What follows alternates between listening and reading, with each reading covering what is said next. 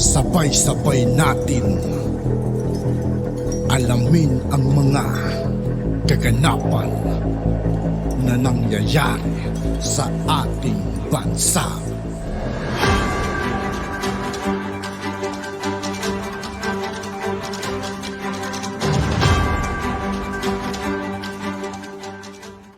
Yo, what's up mga kaibigan? This is I2K po again. Ngayon nandito ulit tayo sa channel ni News PH. Dito naman ulit tayo magbibigay ng komento at reaksyon. Kaya simulan natin mga kaibigan. Let's go!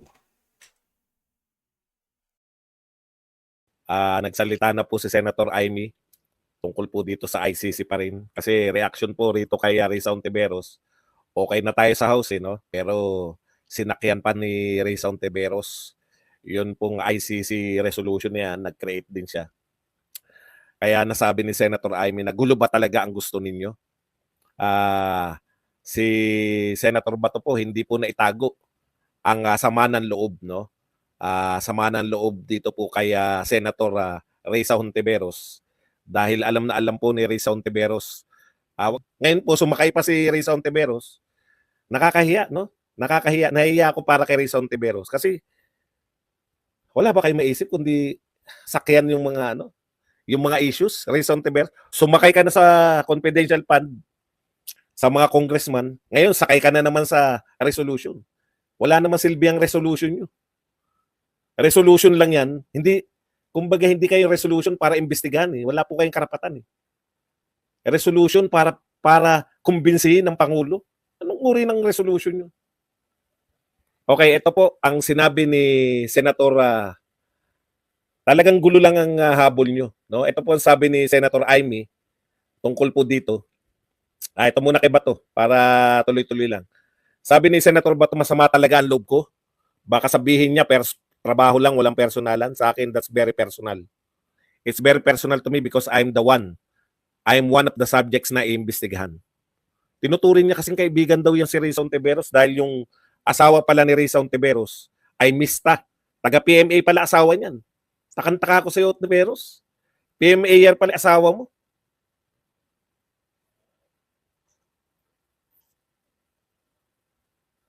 Parang hindi halata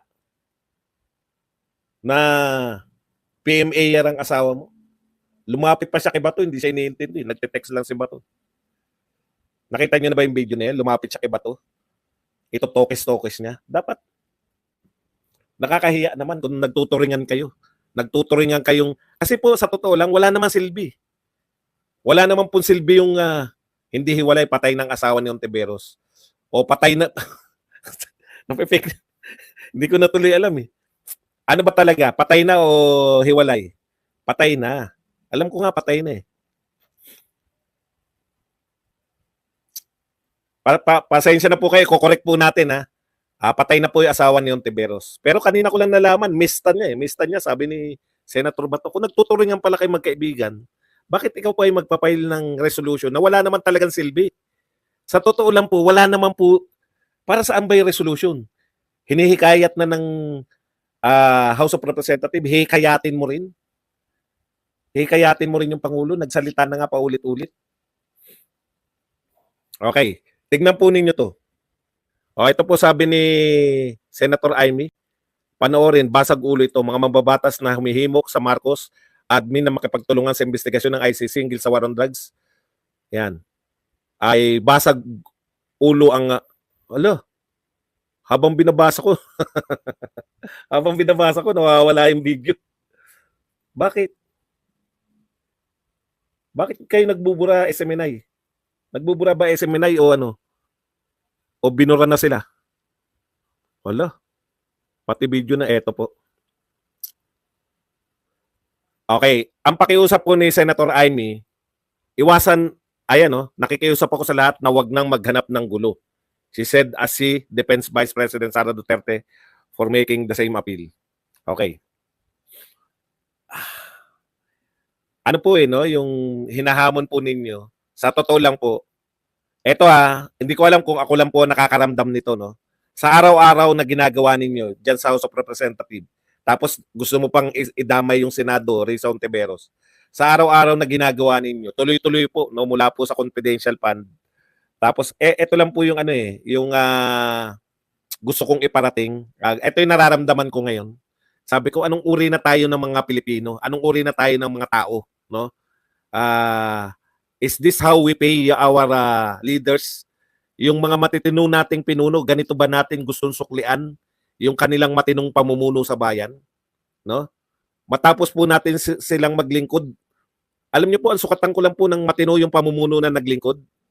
Kung hindi po siya yumaman. Kung naglingkod siya ng 6 na taon bilang presidente at hindi niya po ikinayaman, katulad po na nangyari kay Pangulong Duterte, tapat pong naglingkod yan. No? Ang dami po nagawa. Ito po, wala po kayong, buhat po na naging tao ko, mula po kay Cory. Hindi pa ako tao nung kay Marcos eh. Mula po kay Cory hanggang dito kay Pinoy. Wala pong Pangulo na nakagawa ng sangkatutak na proyekto katulad ng ginawa ni Pangulong Duterte. Wala pong Pangulo na talagang nakaramdam tayo ng matinding pagbabago. Bilang ganti, pinasalubungan natin yan, pinabaunan po natin yan, no? Nung paalis po siya, pinabaunan po natin siya ng pinakamataas na rating. Mahal na mahal natin. Ganyan ba tayo magmahal? Tayong mga Pilipino. Ako alam ko, nararamdaman ko maraming Pilipino. Wala lang nananawagan na mag-rally para kay Duterte. Wala pa. Pero malay natin. Malay natin. May magsimula lang kahit ilan lang siguro, no? Masimulan lang. Pakita natin na mahal natin si Duterte. Hindi tayo papayag na matapos maglingkod ng 6 na taon lahat na lang ikakaso. Lahat na lang iimbitahin. Yan po pinakamali, yung ICC niya. Meron naman po palang batas tayo dito sa Pilipinas na crime against humanity. Meron naman po pala. Meron po palang batas laban sa crime against humanity. Bakit hindi nyo sampahan dito?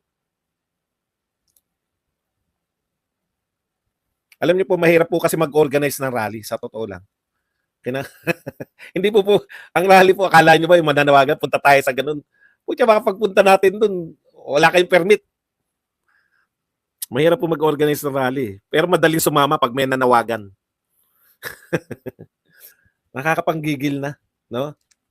May pahayag po rito si Senator Amy na lumabas po sa Philippine News Agency. Ang sabi po niya, so they really want trouble? Well, PRRD has said, bring it on.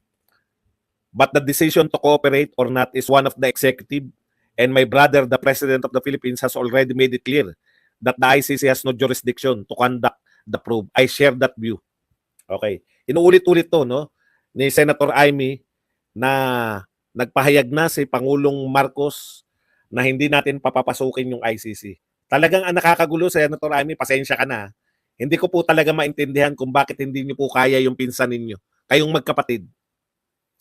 House of Representative, yung si Risa Hontiveros, nakikigulo lang, nakikisakay lang. Pero doon talaga, tinanong siya kanina, ano masasabi sa ano yan, mga congressman yan. Hindi niya pinatitigil, wala siyang tuloy-tuloy lang. Very clear yung sinabi ng ating Pangulo, sabi ni Senator Amy, na hindi dapat makialam ang ICC. Hindi kailangan ng tagalabas pa, mga banyaga pa magsabi sa ating pulis kung sino dapat huliin, arestuin, ikulong. Yan po, narinig po natin yan, sinabi ni Pangulong Marcos yan.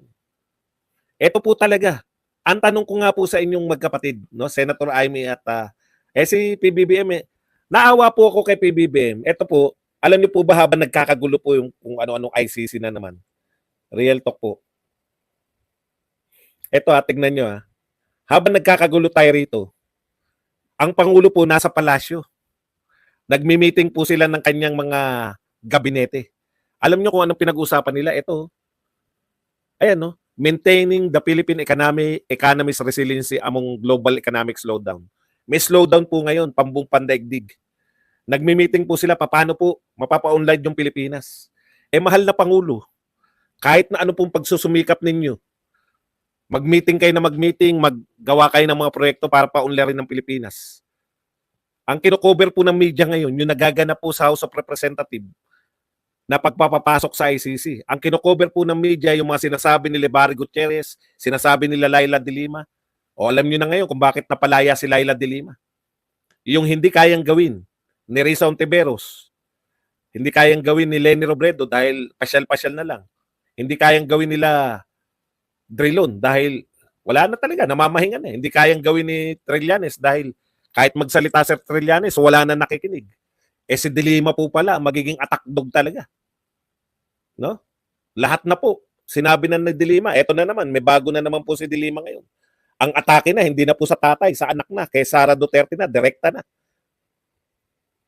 Si Sara Duterte ba nagpakulong sa'yo, Dilima? Ang alam kong, ang dapat mo lang iputak yung nagpakulong sa'yo. Hindi po. Nakialam na rin si Dilima ngayon.